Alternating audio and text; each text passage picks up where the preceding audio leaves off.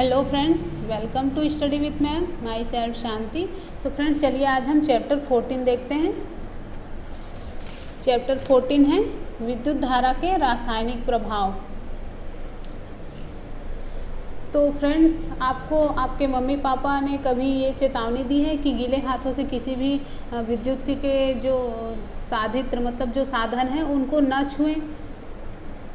कभी तो बोला होगा आपको, पर क्या आप जानते हैं कि गीले हाथों से किसी विद्युत साधित्र को छूना खतरनाक है?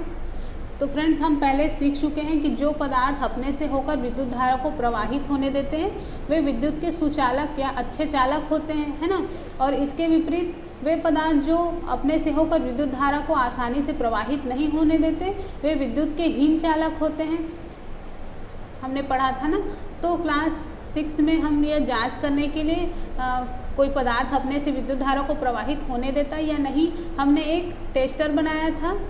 तो क्या आपको याद है कि इसे सुनिश्चित करने के लिए हमने एक समपरीक्षित मतलब एक जो टेस्टर है उसने हमारी किस प्रकार से मदद की थी? तो फ्रेंड्स यहाँ पर हम उसी तरह से कुछ समपरीक्षित जो है वो मतलब उसको बनाएंगे और उसका यूज़ देखेंगे, ठीक है। तो हमने देखा था कि धातुएं जैसे तांबा, एल्यूमिनियम ये विद्युत का चालक मतलब चालन करते हैं, जबकि कुछ पदार्थ जैसे रबड़, प्लास्टिक, लकड़ी विद्युत का चालन नहीं करते। तो अभी तक हमने ऐसे टेस्टर से केवल उन पदार्थों की जांच की थी जो ठोस अवस्था में थे, लेकिन द्रवों के मतलब जो द्रव हैं उनके मैटर में क्या होता है? तो क्या द्रव भी विद्युत चालन करते हैं? तो चलिए देखते हैं, इस चैप्टर में हम इसी के बारे में जानेंगे, ठीक है फ्रेंड्स। आप मतलब कभी भी घर में या फिर कुछ भी काम कर रहे हो या कोई प्रैक्टिकल कर रहे हो तो मेंस या जो जनरेटर है या इन्वर्टर है इससे विद्युत की आपूर्ति हमको नहीं करनी चाहिए डायरेक्ट, है ना।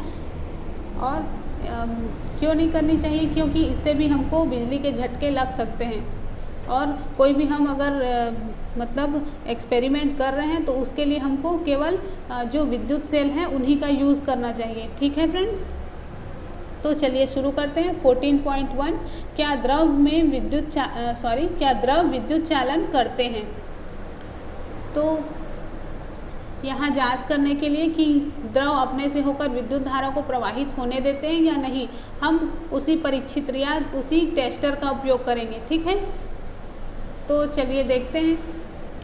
तो ये आप देख रहे हो ये एक सेल है और ये बल्ब इससे जुड़ा हुआ है और यहाँ पर आप देख सकते हो कि ये एक टेस्टर है जिसका यूज़ जो लाइनमैन वगैरह हैं वो सब करते हैं, या हम भी अपने घरों में कुछ बिजली का काम करते हैं तो इन टेस्टर का यूज़ करते हैं। और ये इस तरह से एक विद्युत का परिपथ बना हुआ है ना। और जब हम इस टेस्टर के जो ये लोहे वाले भाग हैं इस पर हम ये बिजली के एक बल्ब के एक टर्मिनल को और सेल के दूसरे टर्मिनल से जोड़ते हैं तो ये जो विद्युत परिपथ है वो पूरा हो जाता है ना। विद्युत परिपथ क्या हुआ? पूरा हो गया। तो ये जो बल्ब है वो जलने लग गया, है ना। तो हम इससे क्या कह सकते हैं कि ये जो टेस्टर का ये वाला पार्ट है वो सुचालक है ना, क्योंकि इससे बिजली जो है यहाँ से चलकर इस बल्ब तक पहुँच रही है और ये सर्किट पूरा हो रहा है ना। और यहाँ पर देखते हैं ये सेल है और इस टेस्टर के हम ये प्लास्टिक वाले भाग से बल्ब को जोड़ते हैं, तब हम देखते हैं कि बल्ब जो है नहीं जल रहा है। तो इसका क्या मतलब हुआ कि ये जो प्लास्टिक वाला भाग है वो क्या है? हीन चालक है, मतलब कुचालक है, कुचालक बोलते हैं इसको, ठीक है। तो फ्रेंड्स इसका एक आरेख बना हुआ है, मैंने आरेख बनाना बताया था आपको किस तरह से आरेख बनाते हैं। ये जो है बैटरी है, ये बल्ब है और ये जो तार के दो सिरे हैं। तो चलिए इसको देखते हैं। तो फ्रेंड्स सॉरी, हम यहाँ पर सेल के स्थान पर बैटरी का भी यूज़ कर सकते हैं और जो समपरीक्षित है उसका उपयोग करने से पहले हम ये भी परीक्षण कर लें कि वो काम कर रहा है या नहीं, ठीक है। तो ये जो समपरीक्षित मतलब ये जो टेस्टर है वो यहाँ पर काम कर रहा है पर यहाँ पर काम नहीं कर रहा है। तो फ्रेंड्स, मान लो आप एक संपरीक्षित के सिरे को क्षण भर के लिए एक दूसरे से टच कराते हो, तो ऐसा करते ही संपरीक्षित का परिपथ जो है वो पूरा हो जाता है और बल्ब जो है जलना शुरू हो जाता है। फिर यदि बल्ब नहीं जलता तो इसका अर्थ क्या है? मान लो ये हमारा परिपथ पूरा है, फिर भी अगर बल्ब नहीं जलता तो इसका मतलब क्या है कि हमारा जो संपरीक्षित है वो कार्य नहीं कर रहा है। क्या आप इसके लिए कोई संभावित कारण बता सकते हैं? तो यह संभव है कि तारों के संयोजन में कुछ कमी रह गई हो, मतलब तार ठीक से नहीं लगे हों, या बल्ब फ्यूज हो गया हो, या आपके सेल जो हैं, ये जो सेल है वो बेकार हो गया हो। तो जांच कीजिए कि सभी संयोजन ठीक ठाक लगे हुए हैं, है ना। यदि संयोजन पहले से ही ठीक ठाक हैं तो बल्ब को बदल दीजिए अगर बल्ब नहीं जलता है तो, या फिर आप फिर से जांच कीजिए कि जो संपरीक्षित है वो काम कर रहा है या नहीं। यदि अब भी काम नहीं कर रहा है तो सेलों को बदल दीजिए, मतलब ये जो सेल है इसी को चेंज कर दीजिए, ठीक है। तो इस प्रकार जब संपरीक्षित ठीक ठाक काम करने लगे तो इसका उपयोग हम द्रवों के परीक्षण करने के लिए कर सकते हैं, है ना। तो फ्रेंड्स, कुछ प्लास्टिक की जो बोतल होते हैं उनके ढक्कन ले लीजिए, या रबड़ के कुछ ढक्कन इकट्ठे कर लीजिए, उनको साफ़ करिए और एक ढक्कन में एक चम्मच जो है नींबू का रस ले लीजिए या सिरका ले लीजिए और अपने संपरीक्षित को इस जो ढक्कन के मतलब जो ढक्कन है उसके पास लाकर इसके सिरों को नींबू के रस में डुबो दीजिए। ये जो मैंने आरेख बनाया है तो आप इसके स्थान पर, ये जो आरेख है ये तो सिर्फ आरेख है उसका ना, तो आप इसके साथ कर सकते हो। तो ये जो एक ढक्कन है उसमें हमने नींबू का रस ले लिया, ठीक है, और उसको जो इसके दोनों सिरे हैं इसको इसमें डुबो दिया। तो दोनों सिरे लगभग 1 सेंटीमीटर से अधिक दूरी पर होने चाहिए, लेकिन इसके साथ साथ वो एक दूसरे को टच नहीं करने चाहिए, ठीक है। तो फ्रेंड्स, क्या जो आपका परीक्षित है, संपरीक्षित है, उसमें जो बल्ब है वो जलना शुरू होता है, तो क्या नींबू का रस या सिरका विद्युत का चालन करता है? तो नींबू के रस या सिरके को आप सुचालक या हीन चालक में किस प्रकार से रख सकते हैं? तो फ्रेंड्स, जब हम संपरीक्षित को उनके दोनों सिरों के बीच का द्रव अपने से विद्युत धारा को प्रवाहित होने देता है, मतलब ये जो नींबू का रस है तो इन दोनों सिरों से विद्युत धारा को प्रवाहित होने देगा। ये जो बैटरी है इससे विद्युत धारा जो है यहाँ से होकर इसमें से जाएगी और ये बल्ब जलने लगेगा। तो संपरीक्षित का परिपथ जो है वो पूरा हो जाएगा, ये जो परिपथ है वो बिल्कुल सही हो जाएगा, पूरा हो जाएगा और परिपथ में विद्युत धारा प्रवाहित होने लगेगी और बल्ब जो है जल जाएगा, ठीक है। और जब कोई द्रव जो विद्युत धारा को अपने से प्रवाहित नहीं होने देती तो ये जो संपरीक्षित है इसका परिपथ पूरा नहीं हो पाता और बल्ब नहीं जलता, ठीक है फ्रेंड्स। और कुछ स्थितियों में द्रव के चालक होने पर भी संभव हो सकता है कि बल्ब ना जले, है ना, ये बल्ब ना जले। तो ऐसा क्यों होता है? तो आपको याद है कि बल्ब से विद्युत धारा प्रवाहित होने पर वो दीप्त क्यों होता है, मतलब अगर किसी सर्किट में विद्युत धारा इलेक्ट्रिसिटी फ्लो होने लग जाए तो बल्ब क्यों जलता है? तो विद्युत धारा के ऊष्मीय प्रभाव के कारण बल्ब का तंतु उच्च ताप तक गर्म होकर दीप्त हो जाता है, मैंने बताया था लास्ट चैप्टर में। तो यदि परिपथ में विद्युत धारा दुर्बल है, मतलब विद्युत धारा कमज़ोर हो रही है, तो तंतु पर्याप्त गर्म नहीं हो पाती, जिसके कारण बल्ब जो है नहीं जल पाता। तो आप यह जानना चाहोगे कि किस परिपथ में विद्युत धारा दुर्बल है और कब होती है? तो फ्रेंड्स, कोई पदार्थ विद्युत का चालन कर सकता है, परंतु यह संभव है कि वो धातु की भांति आसानी से विद्युत का चालन न कर पाता हो, है ना, जिसके कारण जो संपरीक्षित है इसका परिपथ पूरा हो जाता है, लेकिन फिर भी इसमें जो इलेक्ट्रिसिटी जो है प्रवाहित हो रही है वो बल्ब को जलाने के लिए दुर्बल हो सकती है ना, बल्ब इससे नहीं जल पाता। मतलब ये जो सेल जो बैटरी हमने लगाया है वो इस बल्ब को जलाने लायक क्या नहीं दे पाता, इलेक्ट्रिसिटी नहीं दे पाता, और इसके कारण परिपथ तो पूरा हो जाता है लेकिन बल्ब जो है नहीं जलता, है ना। तो हम कोई ऐसा और कोई संपरीक्षित बना सकते हैं जो दुर्बल धारा को भी संसूचित कर सके। मतलब इसी दुर्बल, मतलब ये जो विद्युत धारा है इस बैटरी का, इसी से उसको जला सके। तो चलिए देखते हैं। विद्युत परिपथ में धारा प्रवाहित होती है तथा बल्ब दीप्त हो जाता है। मतलब मैंने जो बताया, विद्युत धारा प्रवाहित होगी तभी बल्ब जलेगा। जब कोई द्रव विद्युत धारा को अपने से प्रवाहित होने नहीं देता तो संपरीक्षित का परिपथ पूरा नहीं हो पाता और बल्ब दीप्त नहीं होता। जैसे कि मैंने एग्जाम्पल में बताया आपको नींबू वाले रस से, नींबू के रस वाले जो एक्सपेरिमेंट है उससे, है ना। और संपरीक्षित में विद्युत बल्ब के स्थान पर एलईडी प्रकाश उत्सर्जक डायोड का उपयोग कर सकते हैं। फ्रेंड्स, ये जो बल्ब है अगर इस इलेक्ट्रिसिटी से नहीं जल पा रही है तो हम ये जो डायोड है, जिसको डायोड बोला जाता है, उसका यूज़ ये बल्ब के स्थान पर कर सकते हैं। ठीक है, तो ये एलईडी हैं, इनको प्रकाश उत्सर्जक डायोड बोला जाता है। तो एलईडी दुर्बल विद्युत धारा प्रवाहित होने पर भी दीप्त होता है। मतलब अगर इलेक्ट्रिसिटी इतनी ना हो कि बल्ब जल सके तो उस स्थिति में अगर हम ये जो डायोड है इनको अगर लगा दें तो क्या होगा, तो विद्युत धारा प्रवाहित होगी और ये जो डायोड है वो जलने लगेंगे। आप सभी जानते होंगे एलईडी के बारे में, है ना।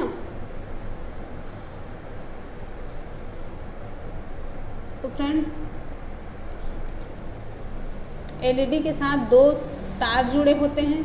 इन तारों को लीड्स कहते हैं। ये जो आप देख रहे हो यही इनके लीड्स हैं, है ना।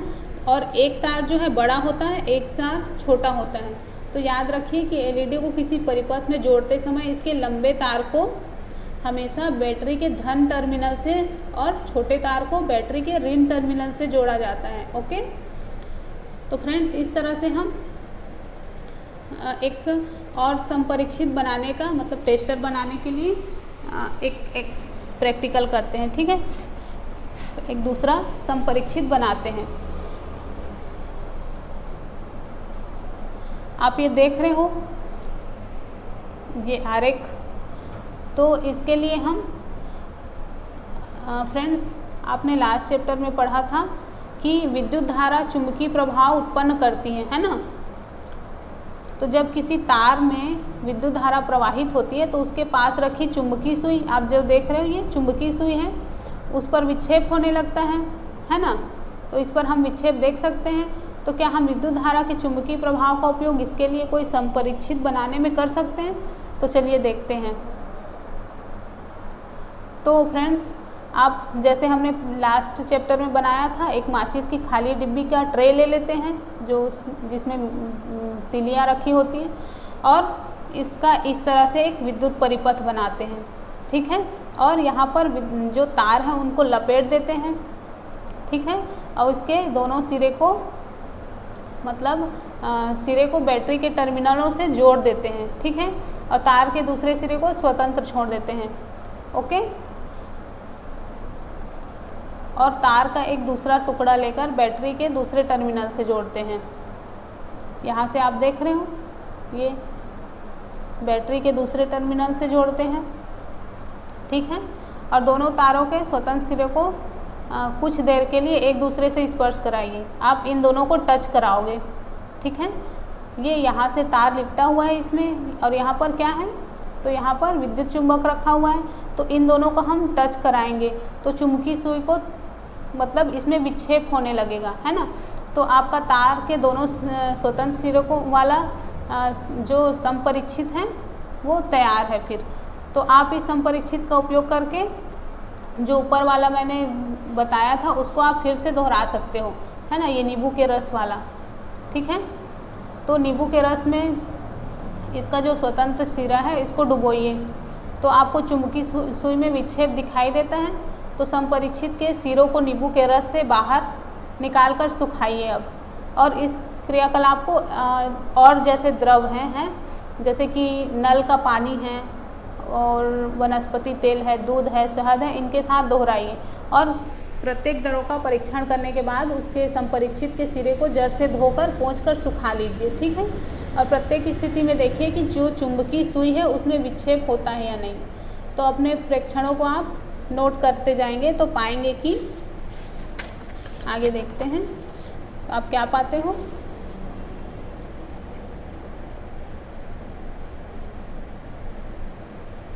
तो फ्रेंड्स हम प्रयोग करने के बाद ये पाते हैं कि कुछ द्रव जो हैं विद्युत के सुचालक हैं और कुछ हीन चालक हैं।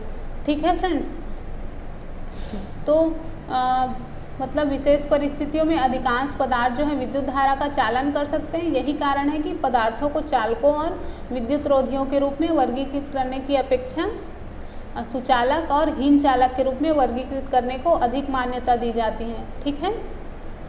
तो फ्रेंड्स जब समपरिचित के स्वतंत्र सिरे को एक दूसरे को नहीं छूते तो संभव है कि उनके बीच वायु हो, है ना। अगर हम आसुत जल, मान लो एक मिनट,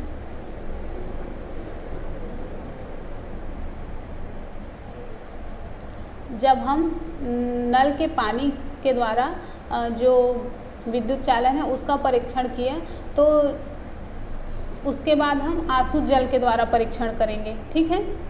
आसुत जल मतलब डिस्टिल वाटर, ये आपको कहीं भी मिल सकता है।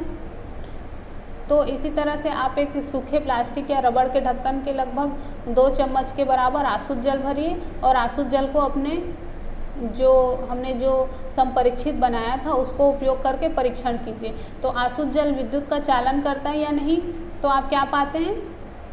तो अब आप देखेंगे कि आसुत जल से विद्युत का चालन नहीं होता, मतलब जो बल्ब है वो नहीं जलेगा उससे।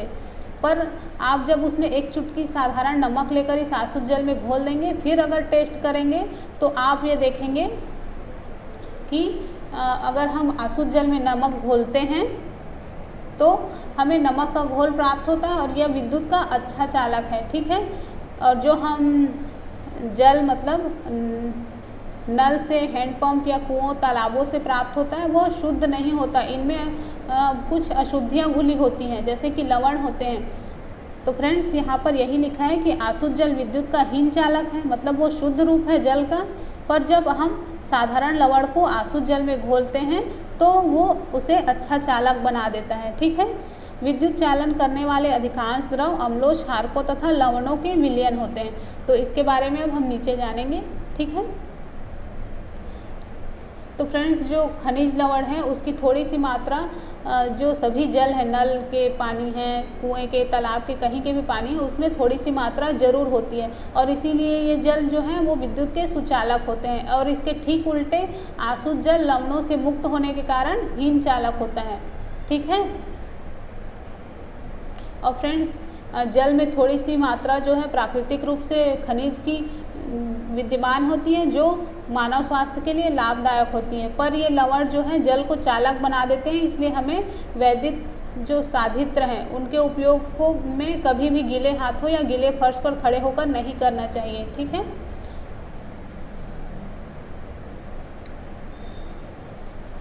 तो फ्रेंड्स हमने देखा कि जब साधारण लवण को आसुत जल में घोला तो उसे अच्छा चालक बना दिया।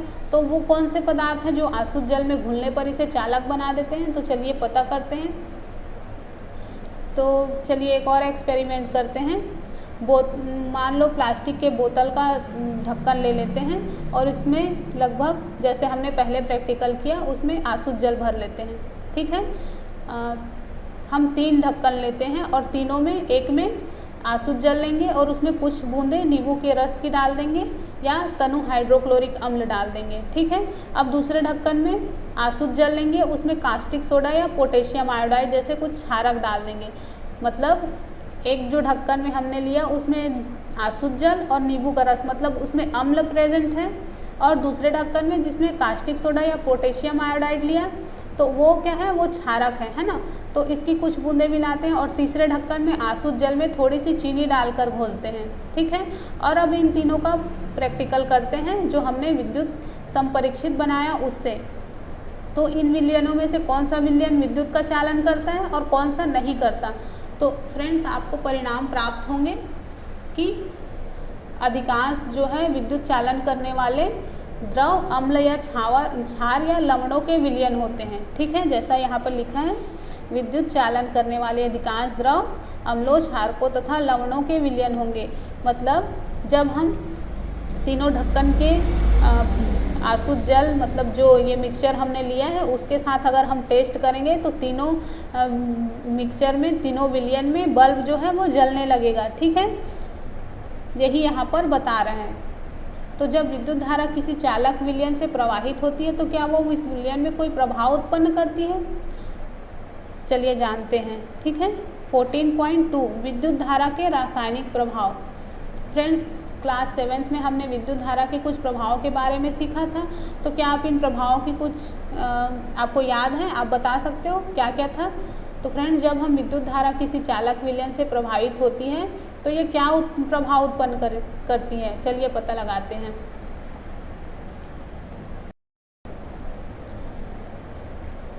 तो किसी चालक द्रव में विद्युत धारा प्रवाहित होने पर रासायनिक अभिक्रियाएं होती हैं, इसे विद्युत धारा का रासायनिक प्रभाव कहते हैं।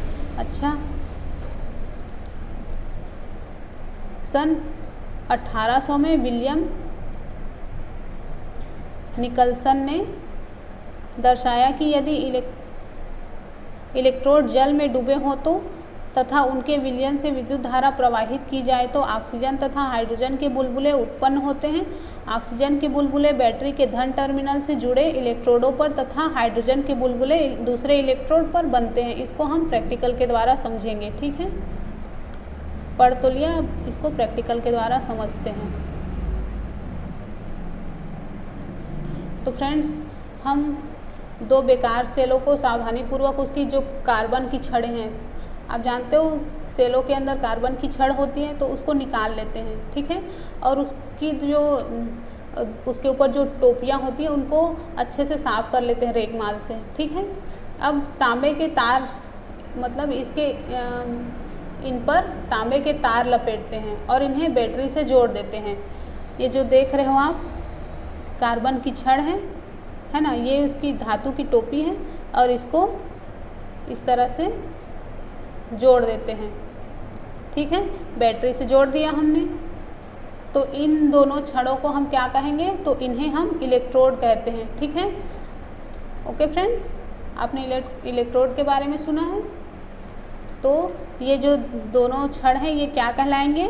जब ये विद्युत परिपथ से जुड़े होंगे तो यही इलेक्ट्रोड कहलाते हैं। ठीक है, तो फ्रेंड्स, अब आप लगभग इसके जगह में, इन इलेक्ट्रोड के जगह में किसी लोहे की कील को भी ले सकते हो। ठीक है, तो किसी कांच के गिलास या प्लास्टिक के कटोरे में एक प्याला जल भर लेते हैं। ये गिलास में हमने एक जल भर लिया और जल को अधिक चालक बनाने के लिए इसमें एक छोटा चम्मच साधारण नमक या नींबू के रस की कुछ बूंदें मिला लेते हैं। ठीक है, यहाँ पर जो नमक या नींबू के रस की कुछ बूंदें मिला ली। अब इस विलयन में इलेक्ट्रोडों को डुबोइए। हम डुबो लिया हमने। ठीक है, इसकी ये जो धातु की टोपी है ये जल से बाहर रहनी चाहिए। अब 3-4 मिनट तक हम वेट करेंगे। तो इलेक्ट्रोडों को ध्यान से देखेंगे तो हम पाएंगे कि ये जो इलेक्ट्रोड हैं इसके मतलब इनके पास में किसी गैस के बुलबुले निकल रहे हैं, है ना। तो हम विलयन में हो रहे परिवर्तनों को रासायनिक परिवर्तन कह सकते हैं। 7th में हमने पढ़ा था कि रासायनिक परिवर्तन की परिभाषा क्या होती है? तो वह परिवर्तन जिसमें कोई तीसरा पदार्थ बनता है ना। तो यहाँ पर सन 1800 में विलियम निकलसन ने दर्शाया कि इलेक्ट्रोड जल में डूबे हों तो तथा उसके विलयन से विद्युत धारा प्रवाहित की जाए तो ऑक्सीजन तथा हाइड्रोजन के बुलबुले उत्पन्न होते हैं। और हमने ये जो प्रैक्टिकल किया तो उसमें जो बुलबुले निकल रहे हैं वो हाइड्रोजन और ऑक्सीजन के बुलबुले होंगे। ठीक है,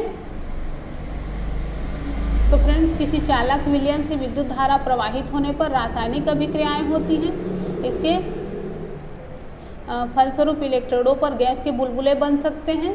इलेक्ट्रोडों पर धातु के निक्षेप देखे जा सकते हैं, मतलब इन पर एक परत चढ़ी हुई देखी जा सकती है। ठीक है, और ये जो रासायनिक अभिक्रिया है उसका उपयोग किए जाने विलयन और इलेक्ट्रोड पर निर्भर करती हैं। ठीक है, और ये विद्युत धारा के कुछ रासायनिक प्रभाव हैं। मतलब रासायनिक प्रभाव क्या है?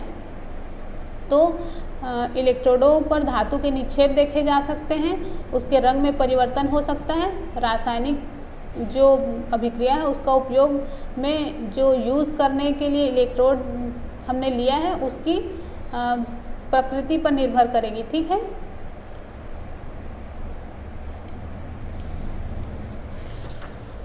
चलिए आगे देखते हैं।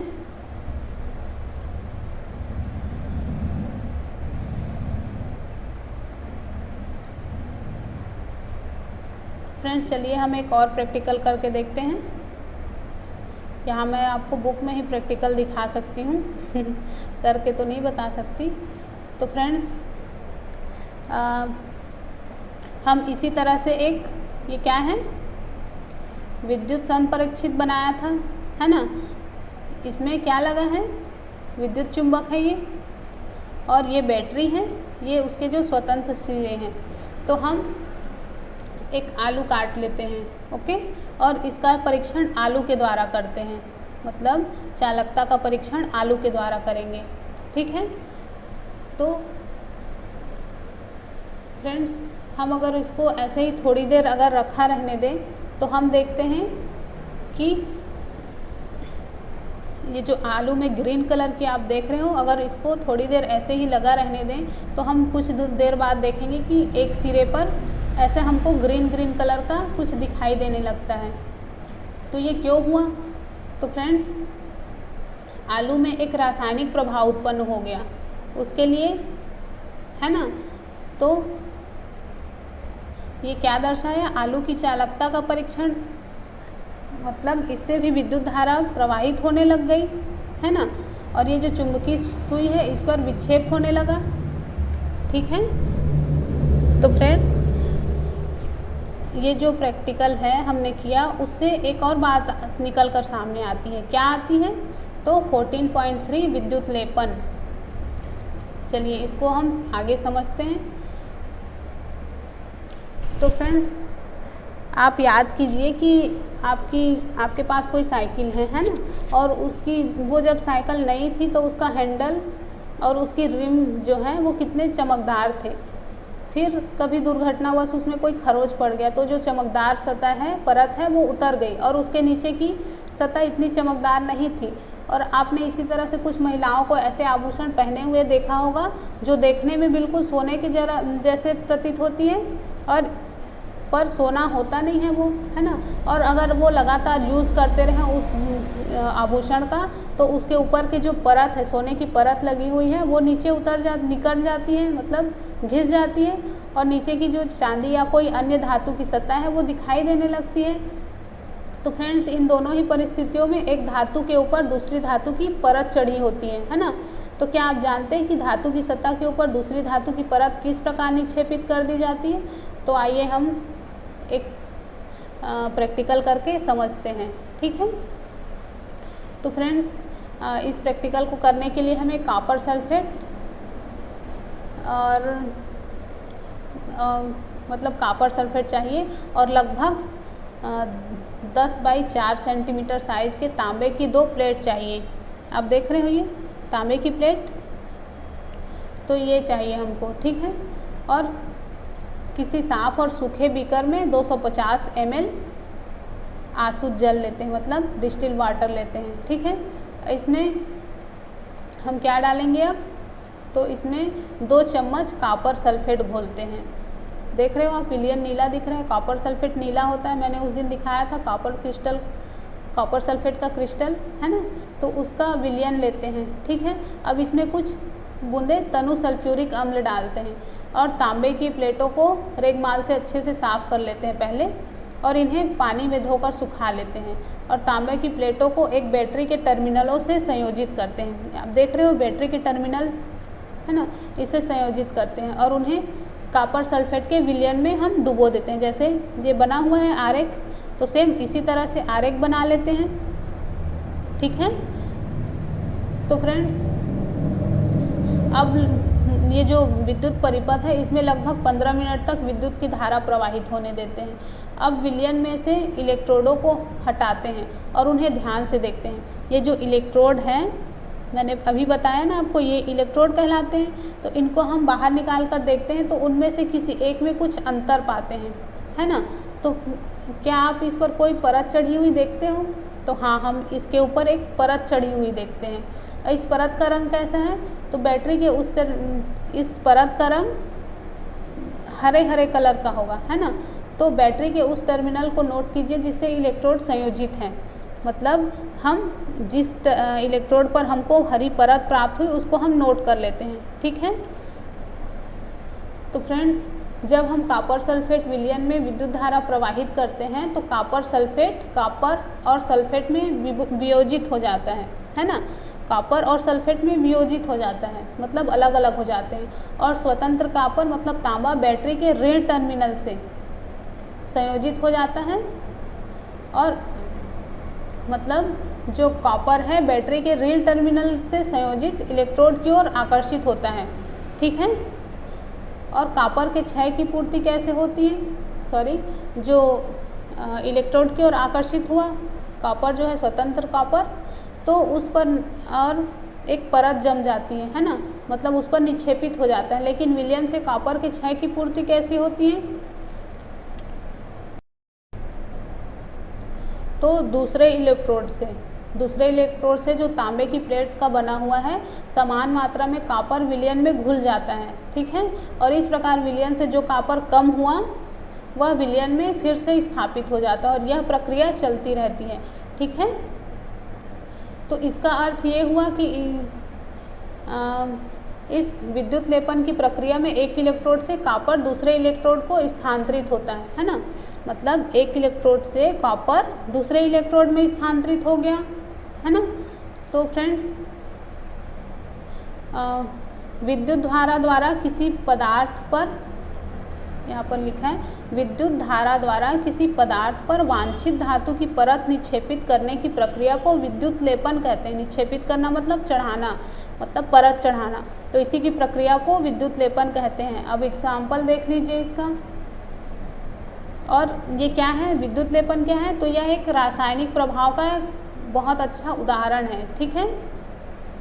और ये जो विद्युत लेपन है बहुत ही उपयोगी प्रक्रम है। उद्योगों में धातु की वस्तुओं पर किसी दूसरी धातु की परत मतलब चढ़ाने के लिए इसका यूज़ किया जाता है, ठीक है। और जो परत चढ़ाने के लिए किए जाने वाली धातु की परत में कुछ ऐसे वांछित गुण होते हैं जो उस धातु की वस्तु की धातु में नहीं होते जिस पर उसका निक्षेपण किया जाता है। मतलब जिसकी परत चढ़ाई जाती है उसमें ऐसे गुण होते हैं जो उस धातु में नहीं होते, है ना। मतलब जिस तरह से कोई महिला जो है सोने के जैसे सोने के परत चढ़ी हुई आभूषण को पहनती है तो उसमें सोने के तो गुण नहीं होंगे ना, तो यही कहा जा रहा है यहाँ पर। तो उस धातु की में नहीं होते जिस पर निक्षेपण किया जाता है, ठीक है। अब एग्जाम्पल देखिए, जैसे कार के कुछ भागों, स्नान गृह की टोटी, गैस बर्नर, साइकिल का हैंडल, पहियों की रिम आदि पर क्रोमियम का लेपन किया जाता है, ठीक है। तो क्रोमियम क्या है, एक चमकदार दिखाई देता है और यह संक्षारित नहीं होता, ठीक है। इस पर खरोंच भी नहीं लगते, है ना, मतलब खरोंचों का प्रतिरोध करता है। और क्रोमियम महंगा है ना, क्रोमियम जो है महंगी है। और किसी पूरी वस्तु को क्रोमियम से बनाना मतलब आर्थिक दृष्टि से व्यवहारिक नहीं होता, ठीक है।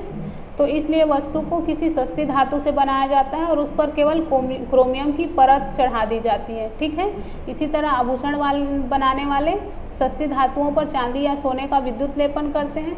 ये आभूषण देखने में चांदी या सोने के जैसे प्रतीत होते हैं लेकिन वास्तव में अपेक्षाकृत बहुत सस्ते होते हैं, ठीक है। और खाद्य पदार्थों के भंडारण के लिए उपयोग किए जाने वाले जो टीन के डिब्बे हैं, है ना, उसमें लोहे के ऊपर टीन का विद्युत लेपन किया जाता है और टीन लोहे से कम क्रियाशील होता है। इसी प्रकार खाद्य पदार्थ लोहे के संपर्क में नहीं आते और खराब होने से बच जाते हैं, ठीक है।